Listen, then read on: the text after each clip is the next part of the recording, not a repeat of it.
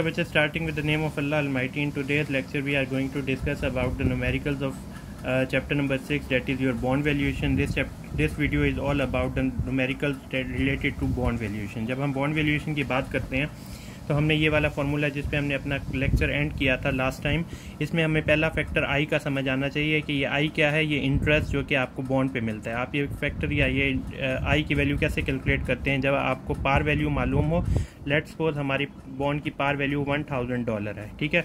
हम कहते हैं कि इस बॉन्ड के ऊपर हम आपको 10% इंटरेस्ट देंगे। The interest mentioned on your bond it will be named as a coupon rate. Coupon rate क्या है? The rate interest rate mention on your bond, जिस पे हमें बता दें सर ये पीस ऑफ पेपर, इसके ऊपर हम आपको 10% इंटरेस्ट देंगे। वो जो परसेंटेज है उसे कूपन रेट कहते हैं। तो 1000 को 10% से मल्टीप्लाई किया, $100 हमारा क्या आ गया? इंटरेस्ट आ गया। यानी हमें हर साल $100 लेट्स सपोज 5 ईयर की एक्टिविटी है तो हर साल $100 पे होता रहेगा।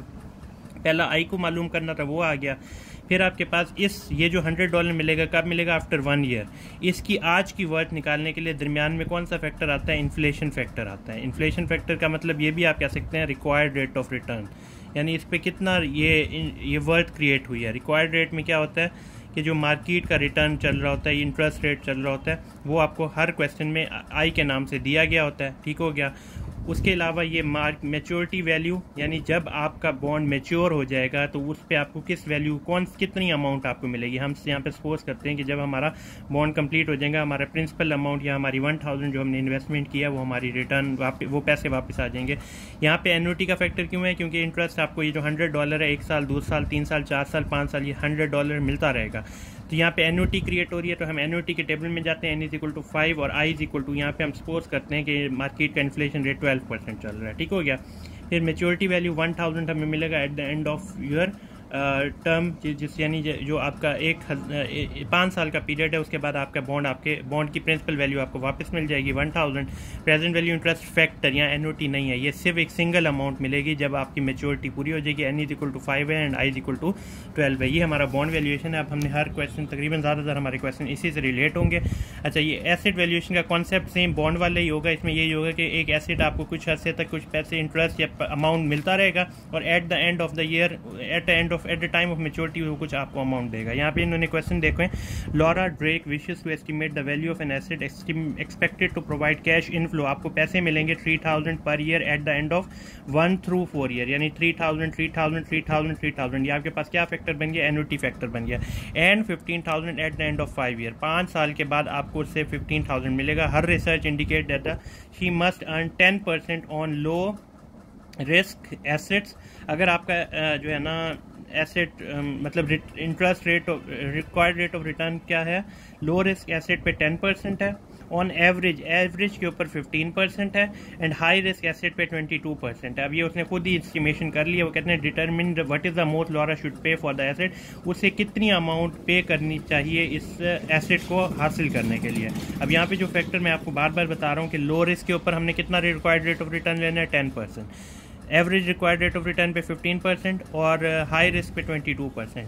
तो क्वेश्चन बड़ा आसान सा है। प्रॉब्लम नंबर हमारा 14 आ गया। ये प्रॉब्लम नंबर 14 के अंदर हम क्या करते हैं, अपना क्या कहते हैं, एसेट वैल्यूएशन का कॉन्सेप्ट लिखते हैं, एसेट वैल्यूएशन, और यहाँ पे लो रिस्क का नाम दे देते हैं। लो रिस्क के अंदर हमने क्या किया, कितनी अमाउंट मिल रही है? 3000 3000 3000। यहाँ पे लिखते हैं 3000 present value interest factor of A के टेबल में जाएंगे। n = हमारा कितना आएगा? 4। 4 साल तक 3000 3000 3000 3000 मिल रहा है।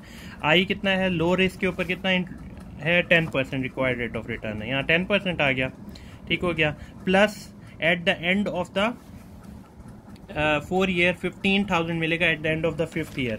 तो एक सिंगल अमाउंट जो हमें मिल रही है 15,000 की, वो तकरीबन 5 साल बाद मिलेगी। यहाँ पे present value interest factor single amount है। n = कितना है? 5 ईयर के बाद i = 10%। अब आपने क्या करना है कि प्रेजेंट वैल्यू इंटरेस्ट फैक्टर के टेबल में जाना है। n = 5 i = 10% पे कोई ना कोई आपको वैल्यू मिलेगी। उस वैल्यू को 15,000 से मल्टीप्लाई करेंगे and you will get your answer. अब यहाँ पे जब आप इस पूरी वैल्यू को मल्टीप्लाई करके एक आंसर यहाँ पे निकालेंगे, प्लस ये करके ये वाला आंसर निकालेंगे, आपका वैल्यू आ जाएगी। उसके बाद यही वाली activity asset valuation for average risk, जो कि कितना उन्होंने दिया हुआ है? 15%। ठीक है। यहाँ पे ये 3000 आपने सिंपल वही वैल्यू लिखनी है, present value interest factor of A where N is equal to 4 and I is equal to 15% plus 15,000 present value interest factor where N is equal to 5, यानी 5 साल के बाद आपको 15,000 मिलेगी। आई कितना आ गया, 15% आ गया। ये आपका इसकी वैल्यू आप अलहदा निकाल लेंगे, प्लस इसकी वैल्यू आप अलहदा निकाल लेंगे, ठीक हो गया। इसके बाद जो हाई रिस्क है उस पर कितना है, 22%। 3000 present value interest factor of A where N is equal to 4, I is equal to 22% plus 15,000 present value interest factor where N is equal to 5 and I is equal to 15%। ये आपकी value आ गई। अब आप ये देखें कि इन्होंने हमें कहा था लो पे भी निकाल के रखा है, एवरेज पे भी, हाई पे भी, हमने हर एक की वैल्यू निकाल लिया है। कैलकुलेटर आप लोगों के पास है, इसकी वैल्यूज निकाल के अपने आंसर्स क्रिएट कर लें, ठीक है। उसके बाद देखें, suppose Laura is unable to assess the risk of assets and wants to certain that she is making a good deal on the basis of your finding in part A what is the most she should pay. अच्छा, अब इसके अंदर maximum amount जो इन low, average और high risk के ऊपर आ रही है वो 13,032 आएगी। अगर लेट्स सपोज वो आपकी अमाउंट नहीं आ रही तो हम इस बी पार्ट को अभी स्किप कर देंगे कैलकुलेटर की वजह से। तो ये ए पार्ट आपका लाजमी पेपर का पार्ट बनेगा और सी पार्ट को भी अभी फ़िलहाल स्किप कर दें, ठीक हो गया। इसके बाद हमारे पास आता है प्रॉब्लम नंबर 15। प्रॉब्लम नंबर 15 में complex system has an outstanding issue of 1000 par value bond. Par value कितनी है, 1000। कूपन रेट उन्होंने 12% दे दिया है। the issuer pays interest annually and 16 year, n is equal to 16 आ गया। required rate of return उन्होंने 10% देनी है। how much should the complex system bond sell for today? वो कहते हैं कि ये बॉन्ड आज कितने का सेल होना चाहिए, ठीक हो गया। अब हम यहाँ पे प्रॉब्लम नंबर 15 सॉल्व करते हैं। प्रॉब्लम नंबर 15 के अंदर हमने बॉन्ड वैल्यूएशन करनी है। पहले हमें कौन सा फैक्टर चाहिए, आई का चाहिए। आई हमने निकालने के लिए पार वैल्यू कितनी है, $1,000। $1,000 कूपन रेट कितना दिया हुआ है, 12%। 1000 का 12% लेंगे, debt will be equal to 120। I की वैल्यू 120, मेच्योरिटी वैल्यू कितनी आ रही है, $1,000 ही आ रही है। यानी जब वो बॉन्ड कंप्लीट हो जाएगा 16 ईयर्स के बाद उस आपको $1,000 मिलेगी, ठीक है। और n इज इक्वल टू 16 दे दिया है और I required rate of return कितना दिया हुआ है, 10%। बस आपसे कहते हैं उसकी वैल्यू फाइंड करें। आज की उसकी वैल्यू क्या है, bond valuation is equal to I की वैल्यू कितनी बन गई, $120। प्रेजेंट वैल्यू यानी 120 120 120 16 ईयर्स तक आपको मिलता जाएगा। Interest factor of annuity, present value interest factor of A के टेबल में जाएं, एन इज इक्वल टू 16 रहने दें और आई इज इक्वल टू 10% पे जाके आपने वैल्यू निकाल लेनी है। Plus eight the end of 16th year you will receive your maturity value और द पार वैल्यू $1,000 भी आपके पैसे वापस आ जाएंगे। और ये क्योंकि सिंगल अमाउंट होगी, N is equal to 16 and I is equal to 10%।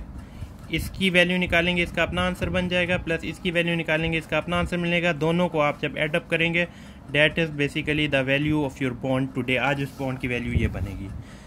उसके बाद वो कहते हैं कि describe 2 possible reason why the risk on similar bond is below the coupon interest rate on the complex system. अब यहाँ पे एक बात आपने जहन में रखनी है कि हम जो अपने बॉन्ड के ऊपर इंटरेस्ट दे रहे हैं वो 12% है और मार्केट का इंटरेस्ट रेट क्या है, वो 10% है। यानी हमारी ये जो वैल्यू आ रही है 12, हम 120 रुपये दे रहे हैं, जबकि मार्केट अगर 1000 का बॉन्ड देती है उस पर 10% देती है, 100 रुपये देती है। यानी वी आर गिविंग $120 और the market is giving $100 on the same 1000 par value. अब यहाँ पे आप ये बात याद रखिएगा, the worth of company can be a factor, कि कंपनी की वर्थ ज़्यादा है इस वजह से वो 12% देना चाह रही है। नहीं, यहाँ पे worth of the company is low, company की वर्थ कम है। कंपनी अगर अपनी वर्थ ज़्यादा होती तो कंपनी कहती सर हम आपको सिर्फ 10% देंगे। अब मेरी बात जो बच्चे नहीं समझ पा रहे वो ज़रा सी सिर्फ ये बात ध्यान में रखें कि हम अपने बॉन्ड के ऊपर 12% भी देने को तैयार हैं ताकि हमारी सेल हो जाए बॉन्ड, जबकि मार्केट इस जैसे बॉन्ड के ऊपर सिर्फ 10% दे रही है। यानी हमारी वर्थ कम है as compare to the market. हमारे बॉन्ड की वैल्यू कम है, क्यों? हमें चाहिए था हम 10% देते हैं, मार्केट भी 10% दे रही है, बट यहाँ पे देखें अगर हम सेम देते हैं तो दोनों में सेम आ रहा है। अगर हम सिर्फ 8% दे रहे हैं और मार्केट 10% दे रही है, हमारी वर्थ ज़्यादा है, ठीक है, हमारी वर्थ ज़्यादा है। हम क्या कह रहे हैं कि हम सिर्फ 8% देंगे, जिसने खरीदना है खरीदें, मार्केट में आपने अगर 10% लेना है तो आप वहाँ पे जाके वो खरीद ले। इसमें एक और फैक्टर भी याद रखिएगा, जैसे कि मैंने आपको क्या नाम है थ्योरेटिकल पोर्शन में पढ़ाया था कि जब हमारा कूपन रेट 8% हो और मार्केट का रेट 10% हो तो कोई भी आपके पास आके आपसे चीज़ परचेज नहीं करना चाहेगा। यानी आप सिर्फ 8% दे रहे हैं, मार्केट 10% दे रही है, तो सारे लोग मार्केट की तरफ जाएंगे। इसमें आपको अपनी चीज़ को सेल करने के लिए डिस्काउंट ऑफर करना होगा। उसके बाद हमारा कूपन रेट लेट्स सपोज 10% हो और मार्केट का भी 10% हो, तो आपको पार पे इशू करना चाहिए। हमारा कूपन रेट 12% हो और मार्केट का 10% हो, हम ज़्यादा पे कर रहे हैं तो हम पार पे इशू करेंगे, ठीक है। मोस्टली ये जो सिस्टम होता है, why we are ready to pay more then, क्योंकि हम लोगों की अपनी सेल बढ़ाना चाह रहे हैं। आप इस कंसीडर करें इस सिचुएशन को कि हम कहते हैं हमसे 120 रुपये ले लो, मार्केट सिर्फ 100 रुपीज़ दे रही है। हम ये एक्टिविटी क्यों कर रहे हैं? क्योंकि हम चाह रहे हैं हमारे बॉन्ड सेल हो जाए, लोग हमारी तरफ अट्रैक्ट हो। अट्रैक्शन जो हमारे है ना इसका कस्टमर की तरफ, कस्टमर को अपनी तरफ अट्रैक्ट करने के लिए हम ये पॉलिसी देते हैं कि वी आर रेडी टू पे 120 इंस्टेड ऑफ $100, तो आप प्लीज़ हमसे आके परचेज करें। If the required rate of return were 12% instead of 10%, what would be the current value of the complex bond? Contrasting the finding contrast this finding with your finding in part A and discuss। वो कहते हैं अगर हम 12% दें और आप 10% की जगह, पहले हमने ए पार्ट में कितने परसेंट दिया था? 10%। अब वो कहते हैं आप 10 की बजाय आप 12% दें, तो आपका क्या आंसर निकलेगा? उस आंसर को इस ए आंसर के साथ कंपेयर करें। तो बगैर मैं सॉल्व करे आपको बता सकता हूँ इसका जो आंसर निकलेगा ना वो $1000 ही आएगा। क्यों? क्योंकि कूपन रेट कितना था? 12%, और मार्केट का रिक्वायर्ड रेट कितना वो कह रहे हैं? 12%। जब दोनों सेम होता है तो बॉन्ड हमेशा पार पे इशू होता है। बगैर सॉल्व किए मैंने आपको क्वेश्चन का आंसर बता दिया कि आपका आंसर $1000 निकलेगा। कुछ बच्चों का 99.99 समथिंग ऐसे भी आ सकता है पॉइंट्स की वजह से। तो हम यहाँ पे क्या कहते हैं, आई हमें कितना मिलेगा? $120, जो कि हमारा आई है। Present value interest factor of A where n is equal to 16 and i is equal to 12% plus $1000 present value interest factor where n is equal to 16 and i is equal to 12%। अब ये दोनों factor में देखें, अब ये वाला जो आपका आंसर मिलेगा ये वाला plus this answer will be added and you will get $1000 as your answer. अब इसकी एक्सप्लेनेशन क्या है? As coupon rate and required rate of return are equal, the bond will be sold at par। ये आपकी बात यहाँ पे आ गई। इसके बाद एक और बात आपने जो जहन में रखनी है कि क्या कहते हैं, जो हमने ए पार्ट के अंदर हमारा रिक्वायर्ड रेट ऑफ रिटर्न कितना था? 10% था, और मार्केट का रिक्वायर्ड हमारा जो कूपन रेट था वो 12% था ना। हमारा जो होगा वो प्रीमियम पे सेल होगा, क्योंकि हम 12% दे रहे हैं और यहाँ पे कितना मिल रहा है? 10% दे रहे हैं, तो हम प्रीमियम पे सेल कर हमारी वैल्यू मोर देन $1000 आएगी, जो कि इसकी पार वैल्यू थी। क्योंकि मार्केट में 1000 का बॉन्ड पे सिर्फ $100 मिल रहा है, हम क्योंकि $120 दे रहे हैं, इस फैक्टर की वजह से हमारा जो बॉन्ड होगा वो मोर देन 1000 आएगा, यानी प्रीमियम पे सेल हो जाएगा। ठीक हो गया? That is basically problem 6-15। अच्छा, इसके बाद आते हैं प्रॉब्लम 15 हो गया, अब 16 पे आते हैं। प्रॉब्लम 16 के अंदर आपने देखना है, ये आप बहुत सारे बॉन्ड्स दिए हुए हैं, हम इसकी वैल्यू एक एक करके कैलकुलेट कर लेते हैं। A B C D E, मैं सिर्फ ई सॉल्व करवाता हूँ, सेम तरीकेकार से आपने बाकी ऊपर वाले सॉल्व कर लेने हैं। ठीक है? अब ई के अंदर देखें, पार वैल्यू 1000, कूपन रेट आपको 12% दिया हुआ है, YTM आपको कितना years to maturity, N is equal to आपको 10 ईयर्स दिया हुआ है और रिक्वायर्ड रेट ऑफ रिटर्न 10% दिया हुआ है। अब यहाँ पे भी देखें हमारा कूपन 12 दे रहा है जबकि रिक्वायर्ड कितना है, रिक्वायर्ड रेट ऑफ रिटर्न 10% है। आप देखें आप मार्केट से ज़्यादा कूपन की फॉर्म में आप 120 दे रहे हैं, मार्केट से 100 दे रहे हैं, तो आपका यहाँ पे आंसर मोर देन $1000 आएगा, प्रीमियम पे आएगा। अब यहाँ पे मैं ई पार्ट को सॉल्व करता हूँ, ई की बॉन्ड वैल्यूएशन करते हैं। आप देखें आई की वैल्यू कैसे निकालेंगे, पार वैल्यू कितनी दी हुई है 1000, कूपन कितना दिया हुआ है 12%, तो यहाँ पे 1000 multiply 12% that will be equal to $120। यहाँ पे आई की जगह $120 लिख लिया। Present value interest factor of A where N is equal to, N कितना है 10 ईयर्स और आई कितना दिया हुआ है, रिक्वायर्ड रेट ऑफ रिटर्न आपको 10% दिया हुआ है। ठीक हो गया, तो यहाँ आई आपका 10% आ गया, plus 1000 is basically the par value जो आपको मिलेगी at the time of maturity, present value interest factor where N is equal to 10 and I is equal to 10%। अब यहाँ पे आप इसका आंसर निकाल लेंगे, प्लस आप 1000 इसको मल्टीप्लाई करके इसका आंसर निकालेंगे। ये जो वैल्यू आएगी मुझे आंसर तो नहीं पता, but it will be greater then $1000। ठीक है, it will be greater then 1000, ये वैल्यू 1000 से ज़्यादा आएगी क्योंकि हम 12% दे रहे हैं जबकि मार्केट सिर्फ 10% दे रही है, हम मार्केट से ज़्यादा दे रहे हैं, डेफिनेटली हमारा बॉन्ड प्रीमियम पे इशू होगा। ये मैंने सिर्फ ई पार्ट सॉल्व किया, आपने ए बी सी डी इसी तरह सॉल्व कर लेने हैं। ठीक हो गया, उसके बाद आ जाते हैं प्रॉब्लम 17 के ऊपर। प्रॉब्लम नंबर 17 में देखें, Midland title has an outstanding bond issue with a mature 1000 par value दी हुई है, N is equal to 12 years दिया हुआ है, the bond has a coupon rate 11% दिया हुआ है और रिक्वायर्ड रेट ऑफ रिटर्न 3 दिए हुए हैं, 11 भी दिया हुआ है, 15 भी दिया हुआ है और 8% भी दिए हुए हैं। वो कहते हैं plot your finding in part A as a set of required rate of return X axis पे and market bond Y axis पे। हम सिर्फ इसके दो पार्ट करेंगे, ए और बी पार्ट। ठीक है, अब हमने यहाँ पे करना क्या है, हमने यहाँ पे सिर्फ और सिर्फ ये ध्यान में रखना है कि जो आंसर्स में फ़र्क आएगा वो सिर्फ और सिर्फ रिक्वायर्ड रेट ऑफ रिटर्न की वजह से आएगा। यहाँ पे हम बॉन्ड वैल्यूएशन करते हैं, when N is I is equal to पे कितना है 11, 15 एंड 8, यहाँ पे 11% करते हैं, फिर 15% करेंगे और फिर 8% करेंगे। बॉन्ड वैल्यूएशन के लिए यहाँ पे लिख लेते हैं bond valuation is equal to आई कितना, कूपन रेट कितना दिया हुआ है, कूपन रेट आपको 11% दिया हुआ है, 1000 पार वैल्यू है, तो आई की वैल्यू कैसे कैलकुलेट करेंगे, 1000 divided by 11%, that will B $110।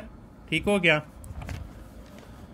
यहाँ पे आपका $110 आ गया into present value interest factor of A where N is equal to कितना है, नंबर ऑफ ईयर्स मैच्योरिटी कितने दिए हुए हैं 12 ईयर्स एंड आई कितना दिया हुआ है 11% plus $1000 into present value interest factor where N is equal to 12 and I is equal to 11%। ये आपने अपना कर लिया। अब इसका आंसर आप निकाल लेंगे और इसका आंसर निकाल लेंगे। अब मैं आंसर प्रिडिक्ट कर लेता हूँ कि क्योंकि हमारा कूपन 11 था और ये भी 11 ही दे रहे हैं, हाँ दोनों सेम है, 11 और 11, हमारा कूपन 11 है ना, ये भी 11, इसका आंसर जो आएगा ना वो $1000 ही आएगा, पार वैल्यू आ जाएगी। ठीक हो गया, उसके बाद bond valuation $110, present value interest factor of A N is equal to 12, I कितना है 15%, ये 15% आ गया, plus $1000 present value interest factor where N is equal to 12 and I is equal to 15%,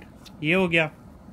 अच्छा, इसके बाद आपने क्या करना है, इसके आंसर निकालेंगे प्लस और प्लस आपने इसका आंसर निकाल के दोनों को प्लस करना है। अब मैं आंसर प्रिडिक्ट कर लेता हूँ कि आप क्योंकि 11% दे रहे हैं लेकिन मार्केट 15% दे रहे हैं, तो सारे मार्केट की तरफ जाएंगे। In order to attract the customer आपको डिस्काउंट पे सेल करना पड़ेगा। ये आपकी वैल्यू जो भी आंसर आएगा that will be less than $1000। अब हम सपोज कर लेते हैं वो आंसर ना, ये सपोज किया है सिर्फ, आंसर आप एक्चुअल खुद निकालिएगा, वो $900 आ गया। ठीक हो गया, इसके बाद अब 8% पे आ जाते हैं।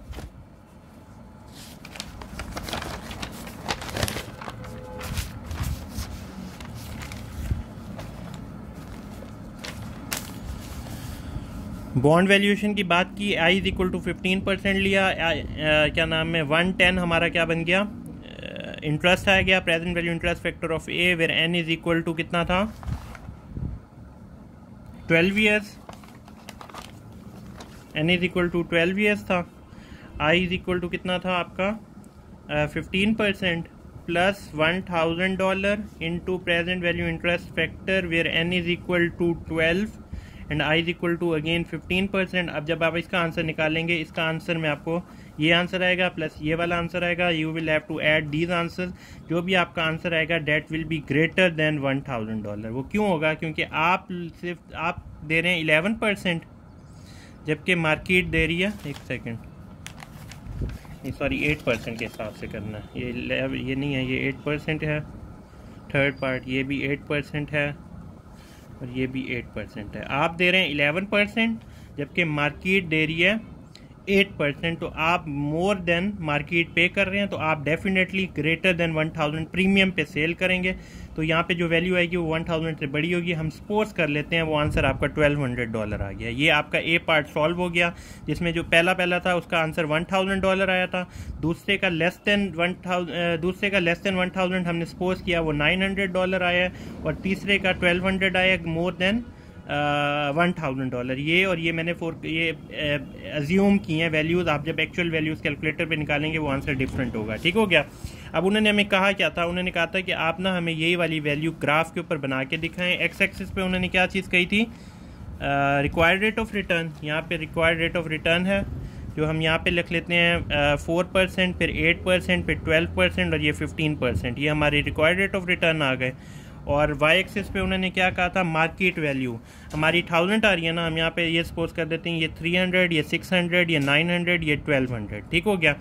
अब आपने करना क्या है? ये आपका 300, ये 600, ये 900 और ये 1200। आप जब ये बताएं, जब आपका दोनों का सेम आया था 11%, यहाँ पे भी 11% था, 11% पे आपका आंसर क्या आया? तकरीबन 1000 आया। ये आपकी वैल्यू बन गई। 12 जो उसके बाद 15% पे आपका आंसर क्या आया? 15% पे आपका आंसर आया 1200। ये तकरीबन यहाँ पे वैल्यू आ गई। ठीक हो गया? और 8% पे आपका आंसर क्या आया? 8% पे आपका आंसर तकरीबन 900 आया। यहाँ पे मैं ये सपोज कर लेता हूँ। अब ये जो लाइन है ना, this is basically the line of your graph, कि जिस पे डिफरेंट परसेंटेज पे आपकी वैल्यू क्या हो गई? डिफरेंट हो गई। हमने वैल्यू निकालने का तरीका भी कर लिया। ये हमारा इसी तरह ये क्वेश्चन सॉल्व हो गया है। उसके बाद हम अगला क्वेश्चन देखते हैं, बॉन्ड वैल्यू। ये सेम क्वेश्चन है, इसमें कोई चेंजेस नहीं है। यहाँ पे क्या था? 11%, 15% एंड 8% चेंजेस हमारी रिक्वायर्ड रेट ऑफ रिटर्न में आई थी। इस क्वेश्चन के अंदर number of years to maturity में चेंज है। 15, 12, 9, 6, 3 एंड इवन 1, 6 वैल्यूज़ निकालनी है। मैं आपको यहाँ पे तरीका सारा समझा देता हूँ। 18 क्वेश्चन के अंदर उन्होंने हमें क्या कहा है? 18 के अंदर उन्होंने हमें आंसर ये कहा है। प्रॉब्लम नंबर 18 के अंदर हमने करना क्या है? सिंपल बॉन्ड वैल्यूएशन का क्वेश्चन है। 1000 पार वैल्यू दी हुई है, number of years to maturity 15 दी हुई है, 12 कूपन रेट दिया हुआ है, 14% रिक्वायर्ड रेट ऑफ रिटर्न दिया हुआ है। वो कहते हैं कि अगर assuming that the required rate of return does remain 14% ही रहता है, find the value at 15 number of years 15, 12, 9। अब इसमें डिफरेंट नंबर ऑफ ईयर्स है, मैं आपको सारी की वैल्यू क्रिएट करके दिखा देता हूँ। Bond valuation is equal to coupon rate कितना दिया हुआ है? 12%। 1000 का 12% $120 हमारे पास कूपन आई की वैल्यू आ जाएगी। Present value interest factor of A where N is equal to, पहले में 15 है, आई इज इक्वल टू आई कितना दिया हुआ? रिक्वायर्ड रेट ऑफ रिटर्न 14% दिया हुआ है, plus 1000 present value interest factor where N is equal to 15 and I is equal to 14। अब आपने इसका जवाब निकाल लेना है। ठीक हो गया? फिर दूसरा पार्ट, ये हमारा 1 पार्ट हो गया, पहला पार्ट। इसका दूसरा पार्ट में bond valuation is equal to 120 is equal to present value interest factor of A where N is equal to, दूसरे में एन कितना दिया हुआ है? 12 दिया हुआ है, i is equal to again 14% है, plus 1000 present value interest factor where N is equal to again 12%, i is equal to 14%। उसके बाद अगला तीसरा पार्ट क्या दिया हुआ है? 9%, 9 ईयर्स दिया हुआ है। Bond valuation $120 present value interest factor of A where N is equal to 9 and I is equal to 14%, plus $1000 present value interest factor where n is equal to 6 and I is equal to 14%।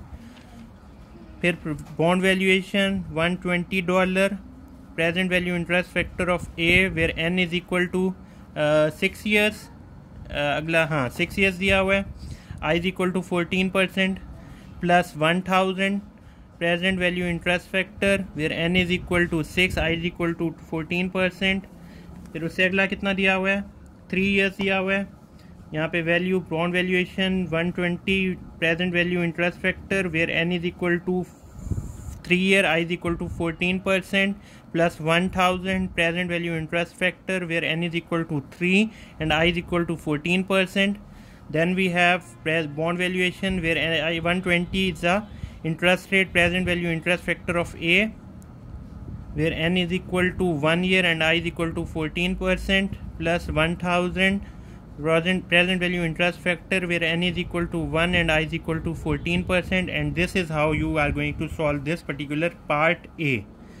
B part में वो कहते क्या है, वो कहते हैं plot your graph. अब यहाँ पे भी हमने सिर्फ B के अंदर ही सॉल्व करना है. एक्स एक्सिस पे आपने क्या ले लेने हैं, market value of the bond and Y axis पे time value of the time to maturity आपने एक्स एक्सिस पे लेनी है और बॉन्ड वैल्यूएशन ले लेनी है वाई एक्सिस पे. कोई मुश्किल नहीं है. यहाँ पे आप ग्राफ बनाएं. नंबर ऑफ ईयर्स पहला आपने 1, फिर 3, फिर 6, फिर 9, फिर 12 और फिर 15. ये आपका एक्स एक्सिस पे आ गया. यहाँ पे वैल्यू आपने अब पार वैल्यू है ना, क्या कहते हैं उसे, $1000 है. आप यहाँ पे 200, 400, 600, 800, 1000, 1200, 1400 एंड 1600. यहाँ तक आपने वैल्यू, अब जिस नंबर ऑफ ईयर पे जो वैल्यू है वहाँ पे आपने स्टार बना देना है. इसी तरह आपने वैल्यूज़ को ज्वाइन कर लेना है. This is how you are going to solve this numerical. उसके बाद है प्रॉब्लम नंबर 19. प्रॉब्लम नंबर 19 में देखें सेम स्टोरी है. उन्होंने आपको ये बता दिया कि 1000 पार वैल्यू है, 11% कूपन. 1000 को 11 से करेंगे, आई की वैल्यू कैपिटल आई क्या निकलेगा, $110. ठीक हो गया. एनुअल पे करते हैं bond and exactly number of year i is equal to 5 आ गया. अब यहाँ पे रिक्वायर्ड रेट ऑफ रिटर्न कितना है, 8, 11 एंड 12% हो गया. ये बॉन्ड ए के लिए है और बॉन्ड बी के लिए क्या है, calculate the value of the bond if the required rate of return. ये ए बॉन्ड, अच्छा यहाँ पे देखें ए बॉन्ड का नंबर ऑफ ईयर्स कितना है, 5 है और बी का नंबर ऑफ ईयर्स कितना है, 15 है.